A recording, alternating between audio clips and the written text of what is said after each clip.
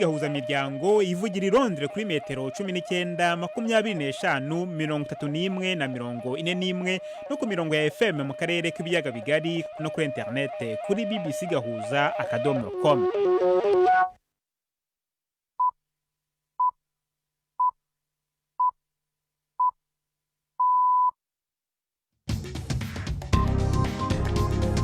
Ubu ni saa 10 n'igice ku isaha mpuzamahanga ya GMT, ni saa 12 n'igice ku isaha yo mu Rwanda no mu Burundi. Muri studio muri kumwe na Jacques Niyitegeka.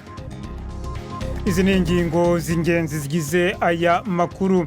Perezida wa Tanzania John Magufuli yatangaje ko amashuri yose yarafunzwe kubera icyorezo cy'agakoko ka corona yongera gufungura imiryango mu mpera za kuno kwezi. Akanama gashinzwe amatora muri Uganda kavuze ko ibiterane byo kwiyamamaza birimo abantu benshi cyane bitazemerwa mu kwiyamamariza umwanya mukuru w'igihugu n'abadepite mu matora yo mu kwa mbere mu mwaka utaha. Akanama k'umuryango w'ubumwe bw'Uburayi katangije iperereza ku bivuga ko ikigo gikomeye cy'ikoranabuhanga cyo muri Amerika Apple kishe amategeko hagenga amapiganwa. Tubafitiye n'ikiramico urunana muri mwese ikaze muri aya makuru yo kuri wa kabiri itariki ya 16 z'ukwezi kwa gatandatu.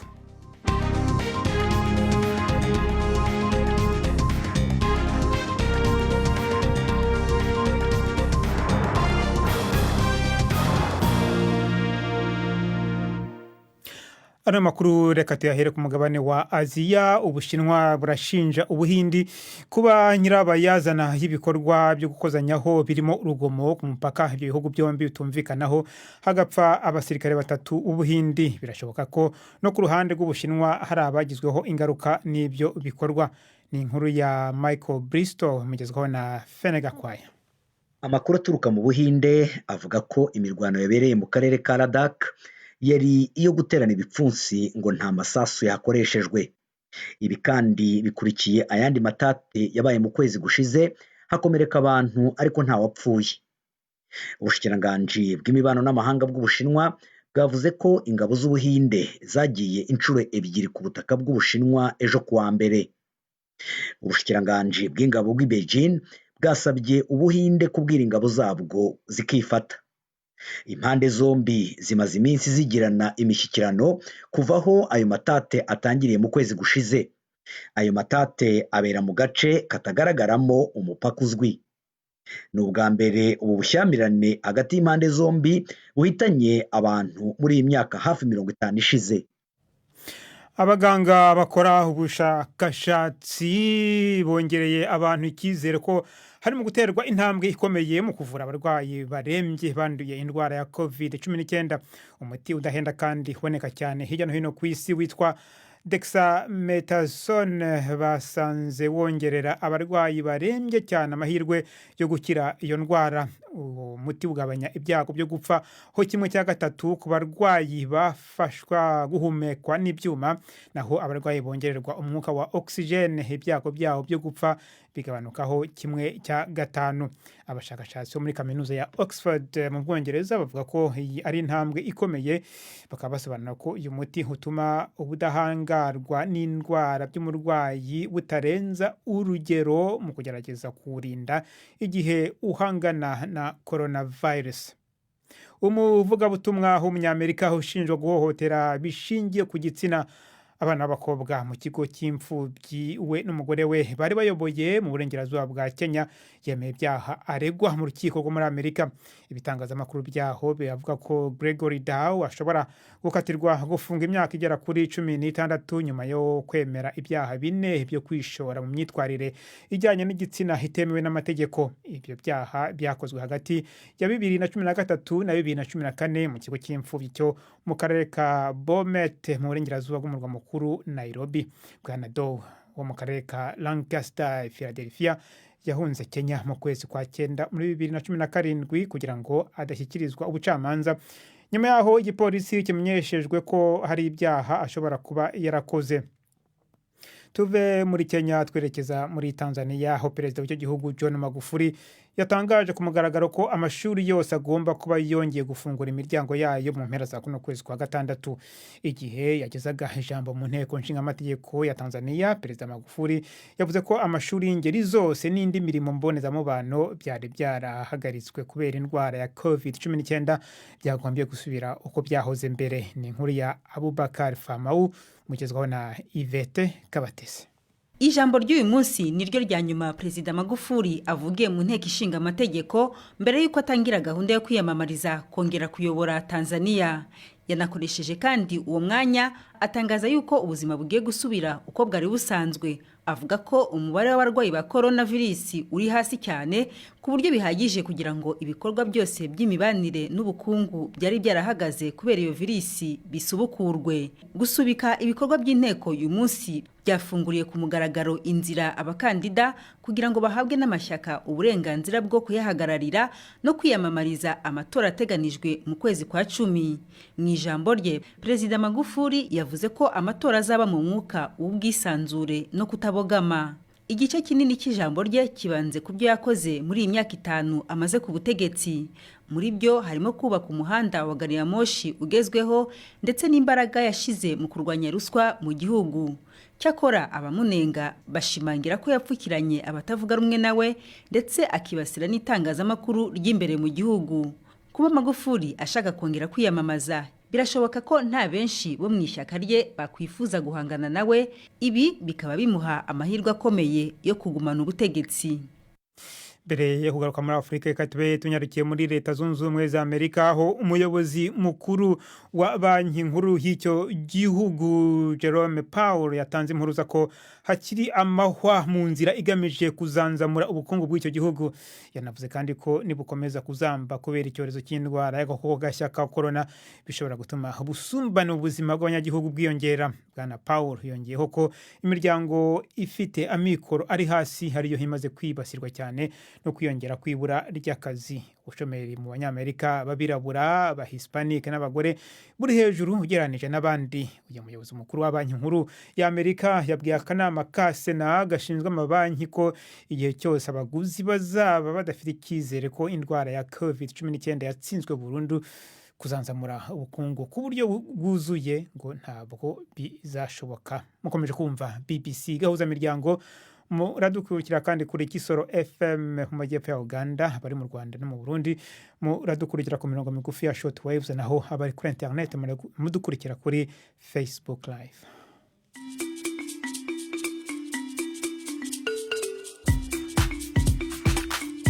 BBC Gahuzamiryango yabateguriye uburyo bwo gupakurura ibiganiro vyayo mukabibika muri telefone ngendanwa zanyu canke computer mukaza kuvyumviriza igihe cyose mubishakiye. Ibiganiro bya BBC Gahuzamiryango mukunda nk'amakuru, imvo n'imvano, urunana, ikiganiro cy'abagore cyangwa abaza muganga, ubu biraboneka kuri podcast. Ja ku rubuga rwa BBC Gahuzamiryango ariko bbcgahuza.com urondore ahari podcast. Amakuru yose y'uburyo podcast ikora n'ukuntu wayishyira muri telefone yawe byose urabisangayo. Pakurura ikiganiro ukunda canke amakuru wumvirize uko ushaka aho uri hose, ntusubire gucikwa na kimwe. Taramana ibiganiro bya BBC Gahuzamiryango kuri podcast.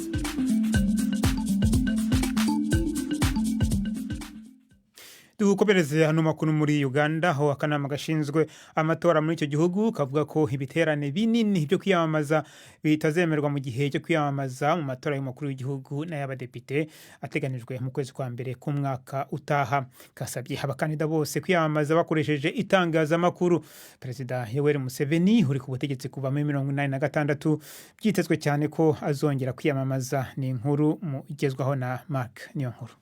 Ku munsi w'amatora atekanya ko abantu bambara udutambara tubafuka ku mazuru no ku munwa, bongere bakarabisha iminwe umuti wica imicafu kandi babe bari kure na kure. Umugujeje amatora wegeranije ikirangamisi cy'amatora, harimo no gushiraho amazina y'abakandida bazitoza mu kiringo kiri munsi y'amezi 6. Abanya-Uganda bazotora umukuru w'igihugu cabo, abagize inama nshingamateka hamwe n'indongozi zo mu nzego zo hasi muri ayo matora. Umukuru w'igihugu Yoweri Museveni ari mu kiringo ciwe kigira 5 mu kibanza c'umukuru w'igihugu, arashobora kwitoza muri ayo matora ariko ntaramenyesha ko azoba ari mu bazohiganwa. Umuryango w'abibumbye watangaje ko bitewe impungenge n'ifatwa nabi ry'itsinda ry'abanyamisiri bari mu maboko y'ingabo zishyigikiye leta ya Libya yemewe n'amahanga. Hagaragaye uburakari mu Misiri nyuma yaho amashusho ya video abonetse ku mbuga nkoranyambaga yerekana abagabo barimo bakozwa isoni banategekwa gutuka perezida wabo Abdel Fattah al-Sisi. Biravuga ko ari ba nyakabyizi bafunzwe igihe ingabo za leta ya Libya zafataga umujyi wa Taruhuna wari mu maboko y'umukuru w'inyeshyamba zishyigikiwe na Misiri General Khalifa Haftar. Dusubire muri Aziya, Korea ya Ruguru yemereye ko yaturikije ibiro isangiye na Korea y'Epfo byari bigamije gushakira amahoro impande zombi. Ibyo biro byashyizweho hashize imyaka 2 hakoreshejwe amafaranga ya Korea y'Epfo mu mujyi wa Korea ya Ruguru witwa Kasong uri ku mupaka. Ni inkuru ya Michael Bristow mugezweho na Prudence Ngiyumva. Mu gihe cy'ibyumweru bike bishize, Pyongyang yasohoye urukurikirane rw'amatangazo arimo uburakari yibasira Seoul. Korea y'Amajyaruguru yinubira ibikorwa by'impirimbanyi zo muri Korea y'Amajyepfo zohereza ubutumwa ku mupaka budashyigikiye Pyongyang. Ariko ibisi bishya bimaze imyaka 40 bikorwa. None se ubu burakari bwatewe n'iki? Bishobora kuba uburyo bwo kuyobya uburari ku bibazo biri imbere muri Korea y'Amajyaruguru byatewe na coronavirus cyangwa ingorane zatewe n'ibihano by'ubukungu byafatiwe igihugu. Igitero cyagabwe neza ahantu hafite igisobanuro gikomeye. Bishobora no kuba uburyo bwa Korea y'Amajyaruguru bwo kotsa igitutu gikomeye no guhatira y'Amajyepfo ndetse na Leta Zunze Ubumwe za Amerika kugaruka mu biganiro. Dukomereze ku makuru yerekeranye n'ikoranabuhanga. Akanama k'umuryango w'ubumwe bw'Uburayi katangije iperereza ku bivugwa ko ikigo gikomeye cy'ikoranabuhanga cyo muri Amerika Apple kishe amategeko agenga ipiganwa. Iri perereza rirasuzuma amategeko y'icyo kigo agenga ukuntu isoko ryacyo ryitwa App Store rikora n'imikorere hakoreshejwe uburyo bwa Apple Pay. Ni basanga iki kigo kitarakurikije amategeko gishobora guhanishwa ibihano by'ihazabu. Ni inkuru ya Theo Leggett mugezwaho na Jean-Claude Mwambutsa. Iperereza rije rikurikira ibirego by'ikigo gikwirakwiza umuziki Spotify ndetse n'ikindi gicuruza ibitabo ndetse n'amajwi cyifashishije uburyo bw'ikoranabuhanga. Ibi bigo bivuga ko ubasha ikigo cya Apple gifite ku bintu byoherejwe binyuze mu bubiko bwayo bwa Apple Store butuma hatabaho ipiganwa kugira ngo hakoreshwe iri koranabuhanga. Apple ngo yishyuza 30% by'agaciro k'icyoherejwe. Iki kigo kandi ngo nicyemerera abakigana kumenyesha abakiriya babo uko babona ahandi icyo bifuza ku buryo bubahendukiye. Urwego rushinzwe ubugenzuzi ngo rugomba no kureba niba uburyo bwa Apple bwo kwishyurana bunyuranye n'amategeko y'ipiganwa mu bucuruzi, nko mu gihe kitemera gushyira muri telefone ya iPhone uburyo bwo kwishyurana ukojejeho ikarita mu gihe iyi telefone yaba yakoreshejwe n'abafite ubundi buryo bwo kwishyurana. Iki kigo cya Apple cyo kirega Komisiyo y'Uburayi kwibasira ibigo bimwe ishingiye ku mpamvu zidafashije. Leta y'Ubwongereza igiye gufatanya Minisiteri y'Ububanyi n'Amahanga na Minisiteri y'Iterambere Mpuzamahanga. Atangaza iki cyemezo mu nteko nshinga amategeko, Minisitiri w'Intebe Boris Johnson yavuze ko ibi bizatuma Ubwongereza bukoresha neza ingengo y'imari bugenera imfashanyo iha ibihugu bikennye, akaba hari ubwa gatatu mu bihugu bitanga imfashanyo itubutse ku isi. Umukuru batavuga rumwe na leta mu Bwongereza Keir Starmer yavuze ko haya hari amayeri yo kurangaza abantu ngo bibagirwe ukuntu leta ngo itarimo kwitwara neza ku kibazo cy'ubukungu n'ikindwara ya coronavirus. Radio mwumva ni BBC Gahuzamiryango. Ubu noneho ni umwanya w'ikinamico Urunana.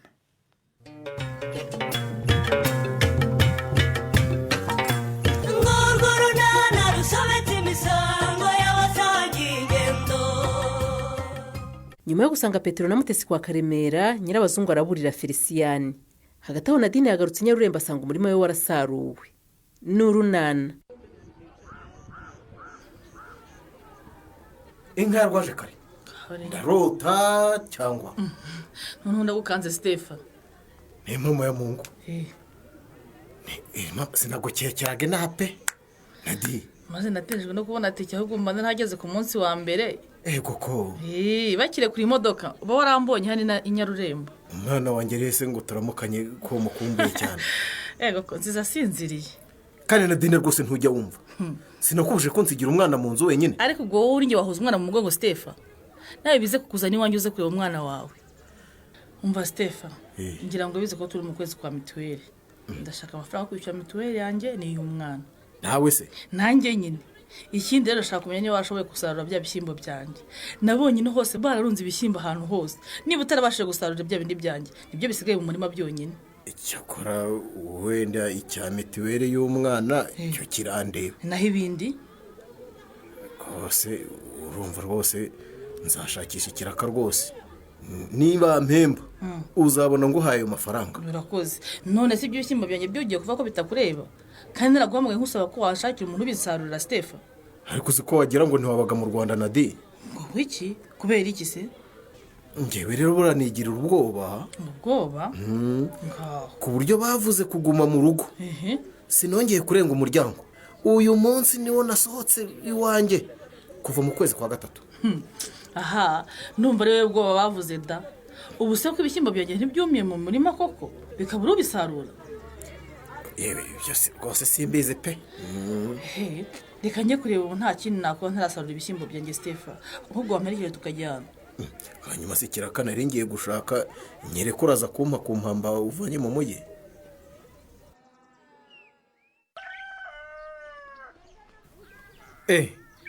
ubwo se wembwira mute? umbwiye ngo iki Felicien? ariko wabaye ute mute?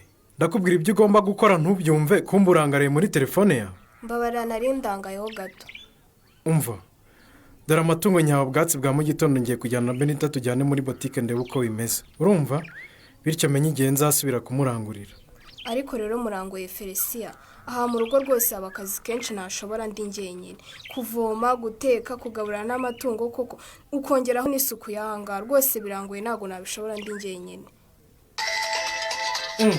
ongeramo n'ako ka telefone yawe ihamagarwa buri munota. alo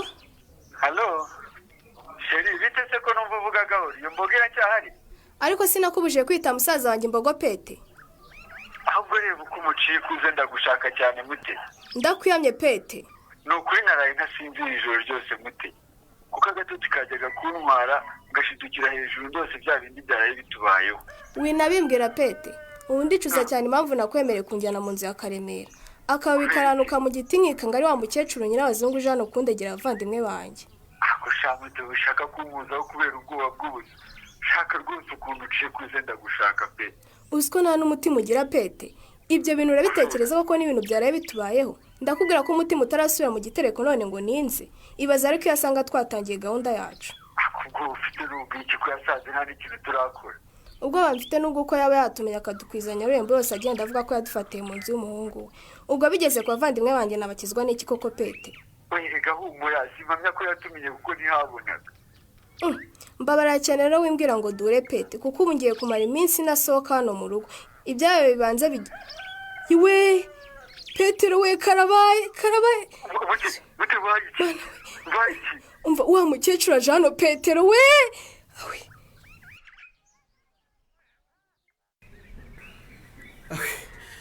ariko uzi ko wakura umuntu umutima na di. niyo mpamvu se ngiye guhamagara umunsi wose ntunyitabe Stefa.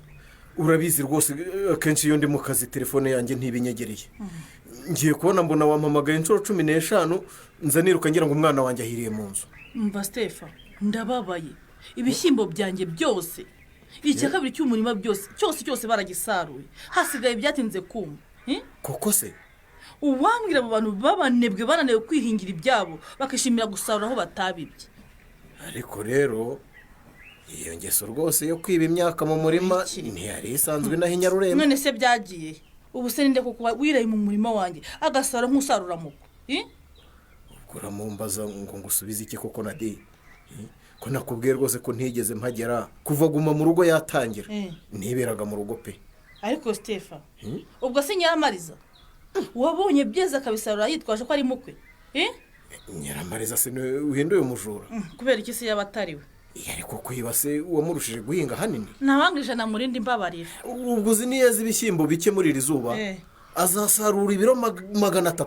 nyamara ubikurikiranye Stefa wasanga yahasarura atari kwiba kuko hari mukwe. Nyiramariza se we mufashe hasi. umva ye kuko ndamubwiye ko uriya murima rwose nawe atiye umuntu nubwo ntamubwiye uwo ari we. umuntu wanyibye ntazoyibye uwo ari we ariko mwihorere. ubwo wabona ari abatemberezi rega. ngo bakiye batemberezi. ba bantu baba baraje Nyarurembo bashakisha ibiraka hanyuma bakaba barashonje kuko imirimo imwe n'imwe nyine yari yarahagaze bakabona umurima nyine utitaweho bakawusarura. utumye nkeka uwanyibye Stefa. Uketse nde? Sinakubwira ntiramenya neza ko ari we. Ndarahiye mu izina ry'Imana umuntu wanyibye ibishyimbo nimumenya tuzakiranuka. Uramenya Nadi?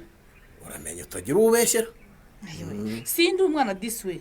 Ndakora ibishoboka byose mumenye. Icyo binsaba cyose ndagitanga ariko menye umujura wanyibiye ibishyimbo.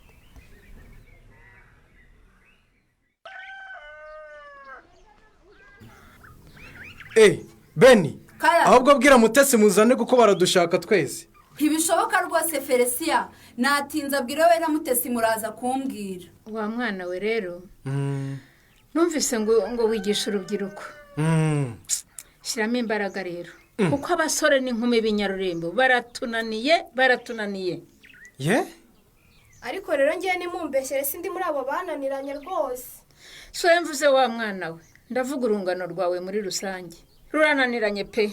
Ubwo muzi ko naraye nturumbukanye umukobwa n'umuhungu mu nzu y'umuhungu wanjye Karemera.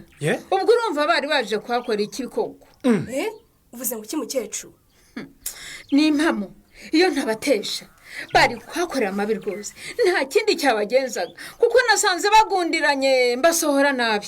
Yewe baratunaniye koko. Ubwo rero natekereje ntiwaza kubikubwira ahari mu kongera kwigisha urwo rubyiruko kwirinda ibyo bintu by'ubusambanyi mwana wa. Naho muri ejo hazaza nta bantu dufite pe. Yewe ibyo muvuga ni ukuri pe kandi murakoze cyane ni Nyirabazu. Ibyo rwose nibyo turi kwigisha nuko muri iyi minsi hatoye icyorezo cya coronavirus. Tugomba kubahiriza amabwiriza yo kudahuriza hamwe abantu benshi. Aha, nge rwose ubwo ndumiwe. Ubwo se ubundi abo bantu bafatiye mu nzu ya Karemera bari bakuye urufunguzo rw'inzu ye. Umuhungu wanjye se ugira ngo aroroshye. Yanyemereye ko yari yabatije inzu. Aranantonganya ye. Herega ngo namuvogereye. Ye baba we. Yesu we. Naho bigeze. Ni wabamenya se ngo tumenye abari bo mukecuru ninde nande. Yewe Ganosiyata. Nikoze wageze inyarurembo rya ariko twagize dutya tukakubura twabaza Rufosi ati guma mu rugo nyine yamufatiye yari yagiye gutabara. Wahora n'iki ko ari njye ubizi mwa bantu mwe? Sha barakubitse byo. Nabaye nk'ukubiswe n'inkuma numvise ngo nta modoka yongera kugenda ntari mu rugo rwanjye. Yewe Imana ishimwe cyo kuri wagarutse Nyarurembo rwose. Nagarutse rwose kandi ngaruka mu kazi kanjye ko kwita ku buzima bw'abaturage nshinzwe. Kaze neza rwose turakwakiriye pe. Ubu ngeze hanganje kubibutsa ko turi mu kwezi kwa mitiweli. Mitiweli? Mugire mwishyurira abagize umuryango wanyu. Ikoranabuhanga ryarabyoroheje rwose. No kubikorera kuri telefone birashoboka. Kuri telefone rwose. Ho muri cyo gihe cyo turakizirikana cyane Nosiya. Umbore mureke mbabwire. Kwikusanyizo watinze kumpemba gusa. Amafaranga yaho ntaza nzahita nishyura. Sha mwa abantu mureke mbabwire. Mu bantu bagezweho n'ingaruka zo kutishyura mitiweli ndimo. Ahubwo ngeraho n'ibyiza byabyo yuko twabibonye ubwo twabyaraga umwana wacu mugwa neza. Tukava kwa muganga twishyuye udufaranga dukeya kandi twari tumaze igihe kirekire mu bitaro. Niko se murebwaye? Karame. Ariko naremesha biramureba da. Rwose mumbwira nanjye ndakurikiye.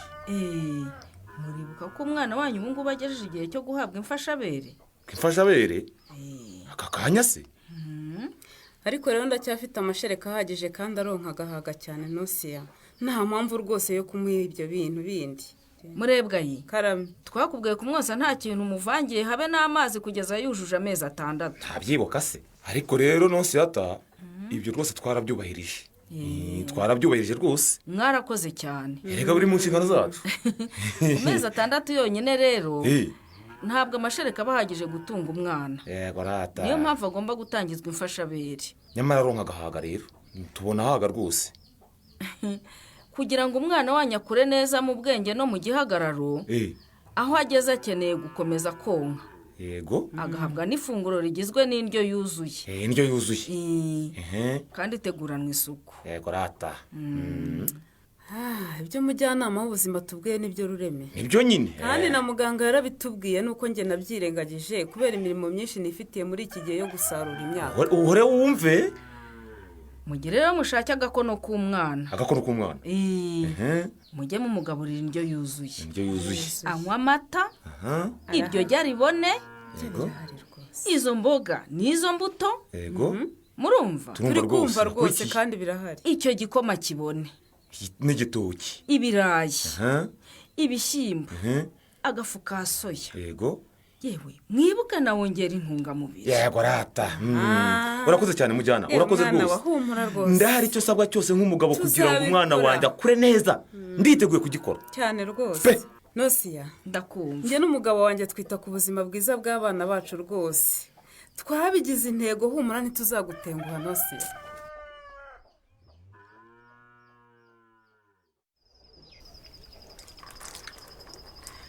karaba neza naho mu nzara Stefa naho hagati y'intoki urashaka kujya ku meza udakarabye intoki neza koko Ste? reka nawe urabona iriya myumbati rwose na biriya bishyimbo rwose byahoberanye birimo birandembuza kandi uyikunda kubi none se koko ntureba dore zirakeye rwose zirakeye rwose zirakeye neza na ya masegonda 40 uyagejejeho rwose ni ibi rwose niko reka mbyegere rwose maze mbivunire umuheto ahubwo se si uguhumura we umenya washyizemo amavuta y'inka Nyiramari ni ibanga rya Nyiramariza yawe wimbaza byinshi